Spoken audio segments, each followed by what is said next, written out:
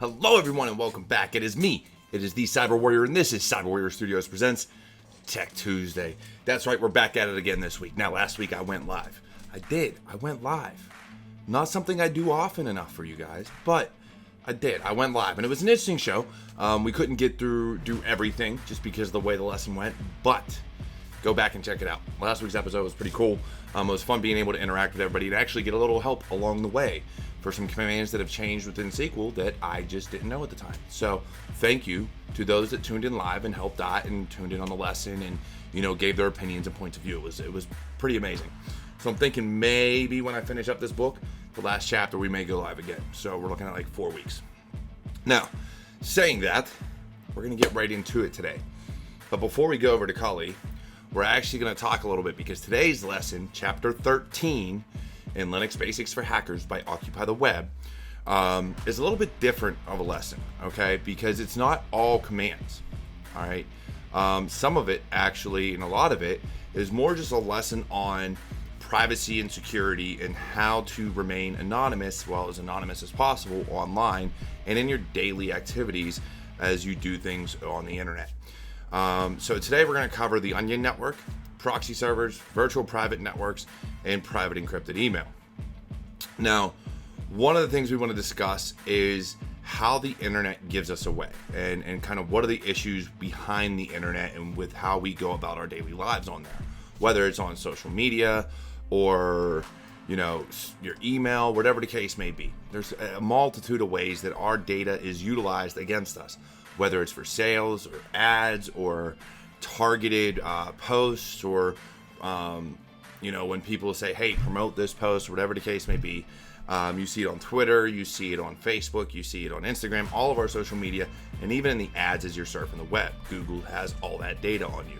So how is this gathered? Well, beyond tracking cookies, which is one issue, what we're going to cover today a lot of is IP addresses, all right, and how our IP and what comes from us gets out into the world and is actually associated with our name and with a lot of the stuff that we do online. So an IP address identifies you as you traverse the internet. So when you go to google.com or anything like that, your IP address from your computer to your router to the internet, and so on and so forth gets linked back to you. All right. Any identifying factors it can have, it does have, and it keeps. And Google is notorious for taking any data on your computer or from your logins or your Gmail or whatever the case may be, attaching cookies and things of this nature. Facebook does the same thing. Microsoft, they all do it. All the big tech companies do it, and even the smaller ones. And they use that data to track you and to sell your data. So data sent from your machine is tagged with your IP address. Google and other email services read your email looking for keywords to more efficiently serve you ads. So yes, if you're using these free email services, then they are using words and things like that within your emails as you read them to give you ads, to be able to sell it to other platforms. So anyone that's using Google Analytics or anything like that, or Google Ad Serve to serve ads on their site, is actually getting this data from Google, who gets it from you. Anything, and there's a saying that anything that is free, and actually I forget who said it, it's in the book, so if you're reading the book, please go through and read it. I forgot to quote the author, but or the person that said it, but anything that is free, you are no longer the consumer, you're the product. So if it's free and you're using it, well, you're not paying for it in financial ways, you're paying for it with your data. So Facebook, Twitter, all your social networks that are free, on top of all your email accounts that are free, they're using your data to make money since you're not paying them with money. All right. So beyond that, there's other sophisticated methods that the three-letter agencies and other groups use to track you. All right. So without further ado, let's kind of get back into this Kali thing and take a look at what's going on.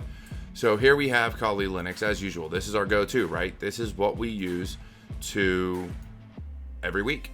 This is Linux, or our variation that we're using. So in order to understand IP addresses and how it can be used against you, we take a look at traceroute. So traceroute, and we're going to google.com, is going to take however many hops it needs, and it's going to say, okay, you're going to this IP address, this is your, gateway, and then for some odd and peculiar reason, I don't think I have any security set up to stop this, but it looks like I do. Interesting. All right. So traceroute is not working from my machine. I mean, it's working, but it's not. Let's try something different. Cat, Etsy, resolve.com, I believe it is. So using that, so let's do this. Let's do sudo vi Etsy resolve.conf. Okay, name server, and we're going to use escape, quit, mess that up.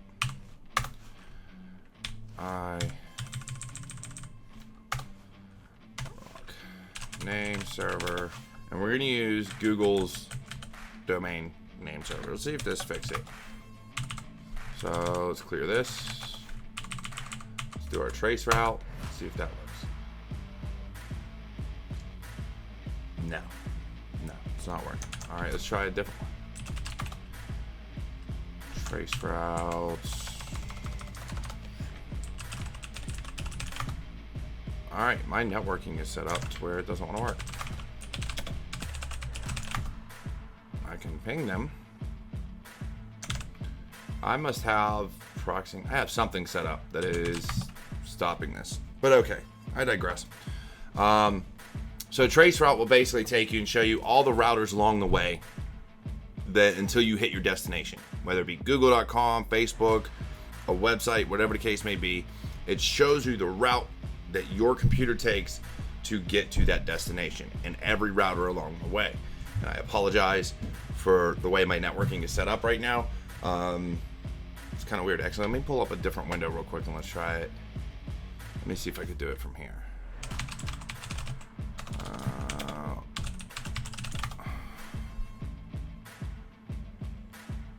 Nope, can't even do it from my host machine. Wait, maybe. Is it working? Yeah, okay. So this doesn't give you all the details, but from our Windows box here, we can see the internal IP address, the IP address of Google, and then every router it's hitting along the way. So there's, the first external PIT Comcast router that we're hitting. Then it's going to go even further until finally it hits another one. Come on, let's keep going. There are, holy jeez, it's going to take a little bit. Let's see how many we have.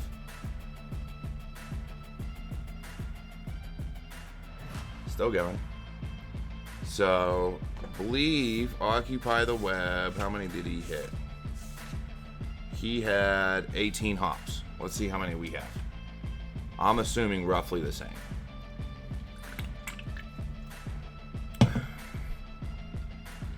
So we're at 13, 14.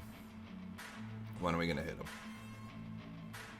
I'm assuming it's going to be around, 15.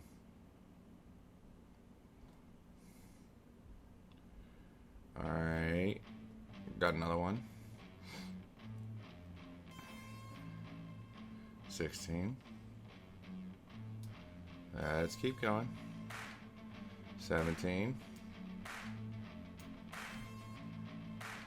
18. Holy hop galore. So 172, 253. All right, so this next one should be it. That's when we should go to 115.113. Can get it there. Come on. All right. But anyways, you don't need to see the rest. So this is essentially what a traceroute does. It tells you all the hops along the way. And each time your IP address is tagged to that route. So how do we avoid this? How do we do better? How do we kind of make our traffic a little bit more anonymous and I'm not going to say completely untraceable, just because there's always a way. Nothing is 100% anonymous. So if we wanted to, one of the first things we would look at is the Tor project. All right. So the Tor project, or the Onion router, all right, was originally developed by the U.S. Office of Naval Research in the 1990s. It was a way for them to anonymously navigate the internet, and it was mainly for espionage purposes. At the time of its inception, it was not open to the public. It was not free. It was just something that they were working on and they started developing so that they can traverse the internet without ever having any of their data exposed. All right. And what it essentially was and is a bunch of different routers set up, or a bunch of different computers. You can say routers, but they're really computers. They're people that are volunteering these days to be exit nodes. And with that, every time your computer hits something, and I'll show you a picture here. So let's put it this way. You have your Tor nodes with all these with the plus signs, all right? And then you have your encrypted link. So the moment it leaves your computer, all the data is encrypted. So it goes here, and then it goes to the next one, and then the next one, and then it leaves unencrypted from here to where you're trying to go. Now here's the kicker with this, is the next hop only knows the hop before it. So it never gets your actual IP address. It just goes from here to here, and then this computer or this node would know the information from this node. And then this node would know this information. And then you go to the final endpoint, and it gets the information from here, and then sends it all the way back. So that the way the traffic flows is it understands where it needs to get back to, but only this node knows that it needs to go back to your machine. But it's encrypted all the way along until it gets to this exit node. Now, this is, of course, unless you're using the actual dark web, which is encrypted end to end. But even then, here's where the kicker comes in.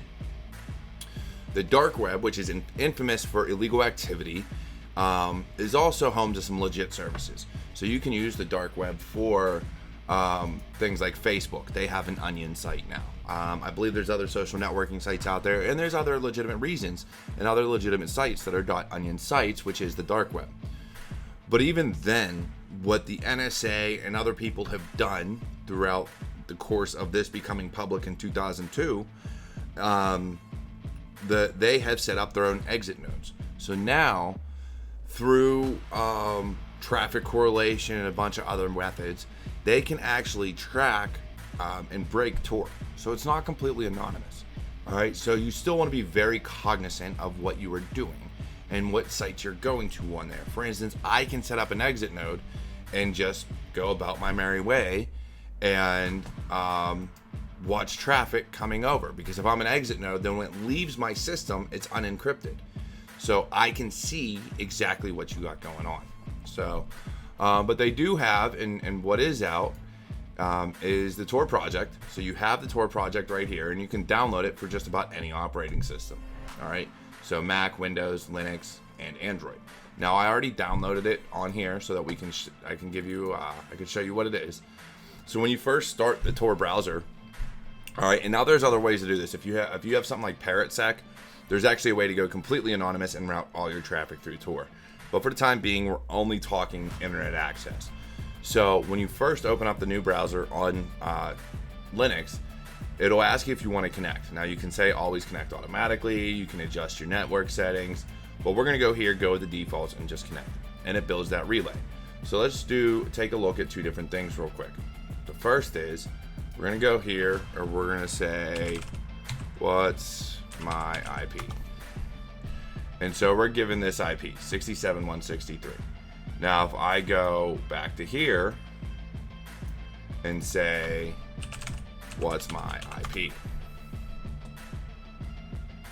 Hey, we're on DuckDuckGo, not Google, which is good.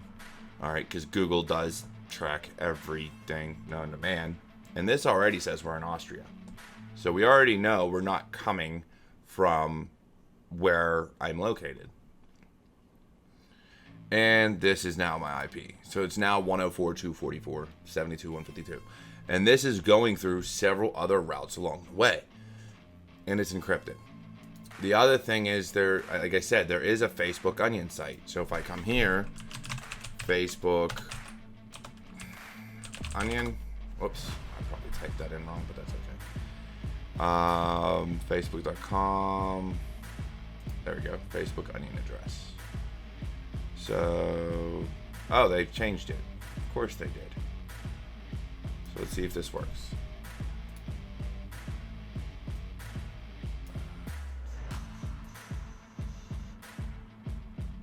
So we go Control C, and let's go there. I didn't realize they got a new one.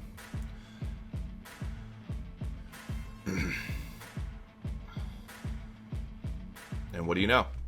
Now, using the dark web, so all encrypted traffic over the dark web, you can now go to facebook.com or Facebook's onion site. So you never leave the Tor network. However, like I said, you can still visit google.com, and through the Tor network, you can still see these other sites. So understand that, yes, this is great to be anonymous, but it only goes so far. There's still no 100% guaranteed way to remain anonymous, especially when you're dealing with things that the NSA is hosting exit nodes on and other random people are hosting exit nodes. So in terms of Tor, yeah, it's great and it does a lot for anonymity and remaining private in the things that you want to do, but I would never recommend checking your bank account or your email or something like that over Tor. All right, just because it is very easy to bypass. Well, I'm not gonna say it's very easy to bypass, but you can end up losing that information because somebody could be listening on the other end that you may not want to. But all right, so that's Tor, and that's the Tor browser. Like I said, there are other ways to go completely anonymous. Feel free to take a look, but that's the big one. Now, let's talk a little bit about proxy servers, all right? And what is a proxy server? So we have this image here. So kind of like Tor, right? You have intermediaries that act on your behalf. So if we have this, so normally it's your client to the internet. With a proxy server, we don't go straight to the internet. We have this server in between that then says, okay, I am this person. So they send their IP, the proxy IP, to the internet. The internet responds back to the proxy server, and then the proxy server responds back to you. Now, with this though, how do we interact with a proxy server? Now on Windows and Mac, there are ways you can configure it. On Kali, how do we use something like Kali to not only surf the internet through a proxy server, but maybe do some of our pen testing or red teaming or activities like that? Well, there's this beautiful tool, and that tool is called proxychains. So if we go in here, we could do proxychains, and then you would put in whatever command. So we'll say nmap, and then st-pn, and then some IP, right? So we'll say 192.168.101, whatever. We're not actually gonna run this. But what it would do is, if we set up proxy chains and proxy servers, it would send our traffic through that proxy server to then run nmap from there. So now, when you are scanning a target, you're not scanning from your IP address. You're actually scanning from the proxy server. So let's take a look at proxy chains. Let's see how they're configured, their file is set up. So let's go leafpad, Etsy, proxychains.com. Well, proxychains 4. So we go here, and let's go up here, and hopefully you guys can see this. And we have a few things we want to look at. So we go down, and we can see, where's our list? Something, proxy list. All right, here's our proxy list. So the first thing we want to do, and hopefully this will let me save it. Let's see. No, cancel. So we got to do this as root. Hold on. No. Clear, sudo, leafpad, Etsy, proxychains4.com. There we go. All right. So let's go down here, and we have this SOCKS4 proxy, which if we were using Tor, if we had Tor set up in such a way that we were routing our traffic through it, that's what it would do. And actually, proxy chains will default to go through the Tor network. So if you go to use it without a proxy list here, it will look for Tor to be set up on your local host. All right. So that's how you would get proxy chains. Now let's take a look at this config and let's add some proxies here. Well, where can we get proxy servers? Now we're going to put in some free ones from this hide my.name,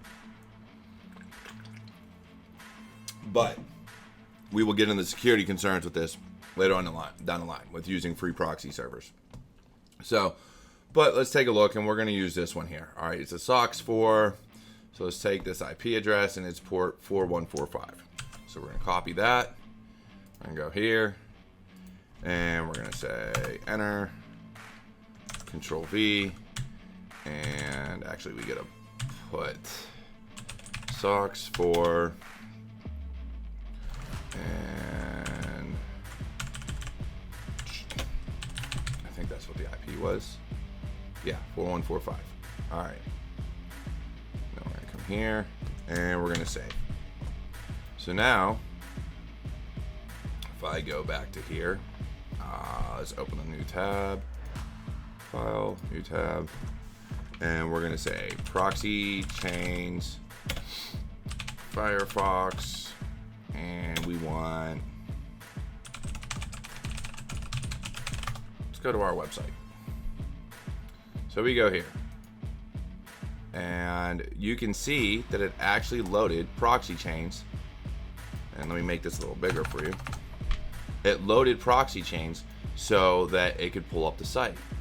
So now let's get a little interesting with this. Let's see if it changed our IP.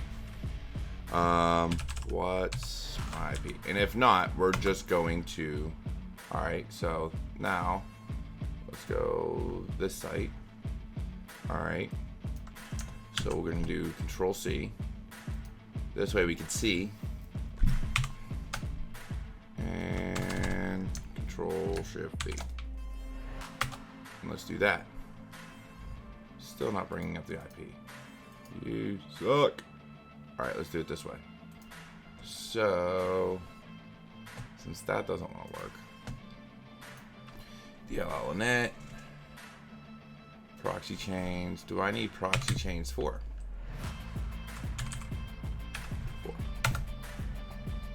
No, it's still not gonna. It's because of the browser. All right, that's fine. Let's close out of this. Close tabs. And now let's see. Haha, there we go. That worked. Advanced. Accept. That's what happens when you go through proxy servers. You're gonna get certificate warnings because it can't validate that connection from end to end, especially on the newer browsers. But being that we are going through a proxy server, now when we go to what's my IP address, we'll see that that IP 111.139.165 is this IP right here. So it is the exact same IP that we have put into our proxy chains config. So that's all well and good. So now now that we have that, let's go and pull up,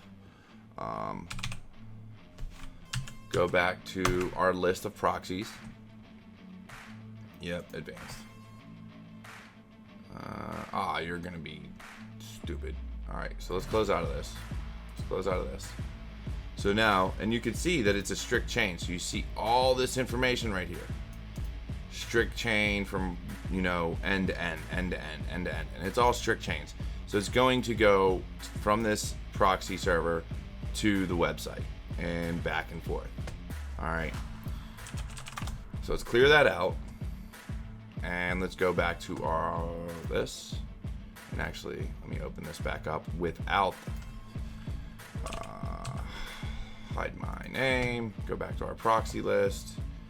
And we're going to use this United States one. We're going to add this one in there. All right, so we're going to add a few. And we're going to say enter, SOCKS4, Control V, what is the port? 14175.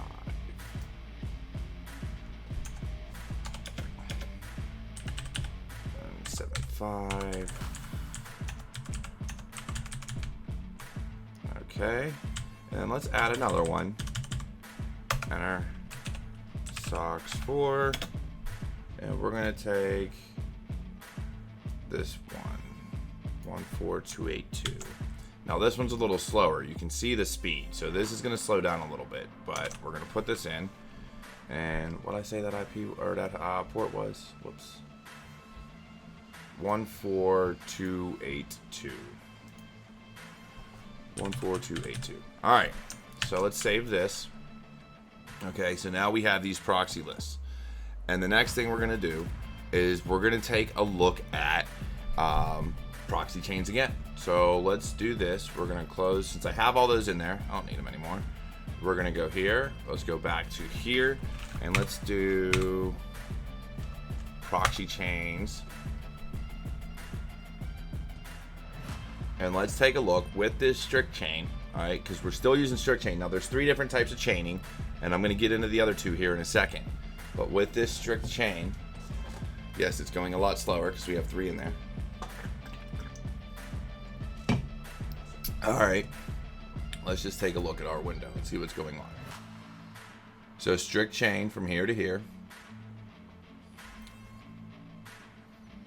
And here's the kicker, right? So we've gone from one proxy server to another proxy server. And it's going to... All right, so that proxy server is dead. All right, that one. But this takes us into... And let me close out of this browser so that you can see. This is going to take us into our next thing we want to talk about, which is dynamic chaining. So with static chaining, it is going to go from this proxy server. Here, let me move it up a little bit. Options. Can I make it bigger? Doesn't look like it. All right. So it's going to go from the first proxy server to the next one, and then exit. That's with strict chaining. And if any one of those go down along the process, then it fails. It can't make the connection, as we saw. So what if we had a way to avoid that issue? Well, that's when we get into dynamic chaining, or a dynamic chain. So that's this one up here. So if we enable dynamic chain, then we have to disable strict chain. So we come here and we comment that out. You can only have one at a time. Dynamic, strict, they have a round robin one, or random. And we're not going to touch round robin. It wasn't in the book, so I'm not going to look into that one. But we have dynamic, random, and strict that we're going to talk about. We already did strict. Let's save this and run it with dynamic. And then let's try it.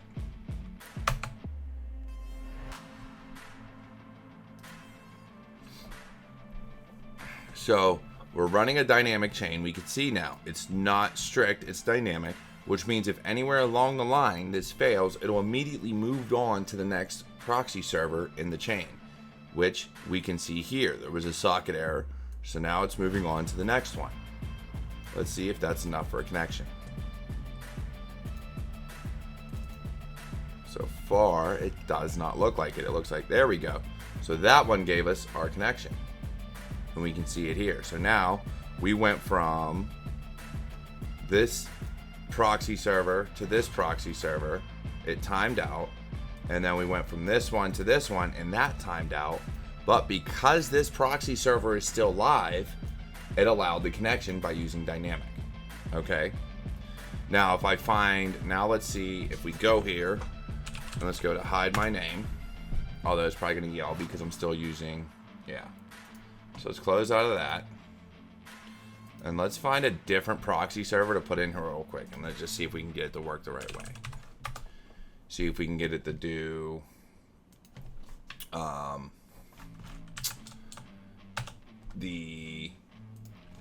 do you call it? Dynamic. We can see it use more than one proxy server. Let's find another SOCKS 4. Denmark. All right, Denmark sounds good. 4153. So Control C, come here. We're gonna leave it on dynamic. Actually, we might go to random, but socks 4, Control V, tab 4153. Save. And actually, yeah, just to keep this lesson moving along, we're gonna switch from dynamic to random. Now again, what random's gonna do is instead of going through the list and if one fails just moving on, it's going to randomly select them in your list. So you can have 10, 15, whatever, and it'll randomly select the ones it wants to use. The other thing we have to do with random is we need to go look to this chain length, and we're going to change this to 3, and we're going to save. And now, since we already have this up, let's run, actually we can't run it from there. Let's close this, and let's do this. So let's see what the first one it uses is. The first in the random chain is going to be this one. Now, we all know that that one has failed. So now it's going to take this other random chain and select this one. Well, that one marked. So from there, it's going to go to here. And it's going to keep doing that, and it wants a chain of 3. So the moment we see that it works, it needs more proxies. That's going to be the kicker with random chains. And we're getting denied on that one. Fun. All right, can't go. That's fine. Apparently that one had a username and password. I'd have to look at it. But you see with random chains, it has to have that chain of 3 in order for it to work. So you would want more proxy servers in your list. And you want them, especially if you know they're good or if you know they have a tendency to go up and down. That's when the more you have, the better, especially when you're dealing with dynamic and random chains, because then you can get all the chain length that you want. Now, we've gone through a good bit of information already, so I only want to touch on the security concerns, VPNs, which we're not going to connect to any, I'm just going to explain them, and then encrypted email. So, some security concerns with proxy servers, and these are actually going to be the same concerns you have with VPNs, is logging. All right, any free proxy server is 9 times out of 10 logging all your information. So they'll hand it over in a heartbeat, or it may just be someone that's watching everything you do, and so they have your information anyway. So do not use free proxy servers, especially if you're doing something that you want to remain private. There are paid proxy servers out there that you could take a look at. As well as with these, a lot of times pressure from 3-letter agencies is going to allow them to get a warrant or get whatever information they need from these proxy servers anyways. VPNs is the other big thing. VPNs, I believe I don't have an image, but essentially it's a lot like proxy servers in that instead of a proxy server here, this information is encrypted. So from end to end, it is encrypted from your machine to the endpoint, all right, to the server or website you're trying to go to. But here's the kicker. The VPN that you're using, again, if it's free, they're going to sell all your information and will hand things over in a heartbeat. But even if you're paying for it, your trust with the VPN provider only goes as far as you're willing to trust them. There's a lot out nowadays that claim that they don't log anything, they don't keep any information, and so if the law enforcement comes asking for information, they have nothing to give them. Really depends on how much you trust the company that's saying that. As far as VPN companies, there are, so let's do VPNs. So as is in the book, right, our Linux Basics for Hackers, these are the ones that OccupyTheWeb mentions. IPVanish, NordVPN, ExpressVPN, CyberGhost, Golden Frog, Hide My Ass, Private Internet Access, PureVPN, Tor Garden, Buffered VPN. Heck of a lot more out there than just these ones. And I don't even know if all of these are still around, but these are some of the ones that were mentioned. I do not endorse nor work for any of these companies. I don't even know if they're all still running, and I don't even know if they're all going to truly keep you anonymous or care about your privacy. This is solely based off of the information from OccupyTheWeb and the VPNs that he mentioned. All right.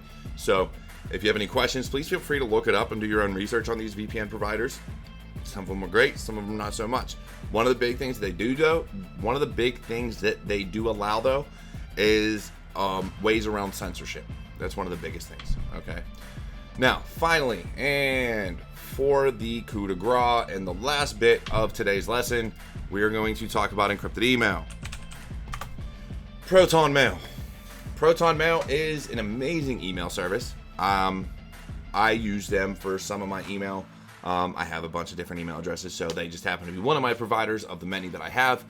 And Proton Mail has a free service for mail and their own drive and VPN and calendar and things like that. And then they have a premium service, a premier service. So you can go into pricing and get into how much it costs. It's honestly minuscule compared to other places, but I really do like Proton Mail. I think they offer a lot, especially now that they have VPN, drive, calendar, and they're really an all-encompassing encrypted solution. I can give you a heck of a lot more details about them, but the reality of it is they're just good. I really enjoy Proton Mail as a service, and I think they do a really good job, and they really do care about privacy.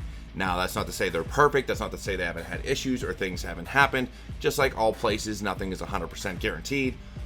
But I have seen that, they are very big on privacy, so let's just see how things play out. Other than that, look, it has been an amazing episode. Yes, I know.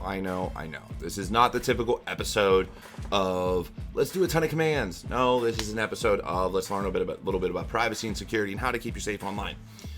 Now, saying that, if you love this episode, if you like this episode, if you don't like this episode, please like, comment, subscribe down below, and make sure you check out the rest of our episodes in our playlist. We are now up to week 13. Week 14 is next week. And next week, we will be going into inspecting wireless networks. So that should be fun as well. Once again, it is me, the Cyber Warrior, and this is Cyber Warrior Studios presents Tech Tuesday. And this is week 13 of Linux Basics for Hackers. We're going to be getting into a lot more, and I hope to see you every week. And again, do not forget, like, comment, subscribe, share, all that stuff so that we can get the word out there. Take care and have a good one.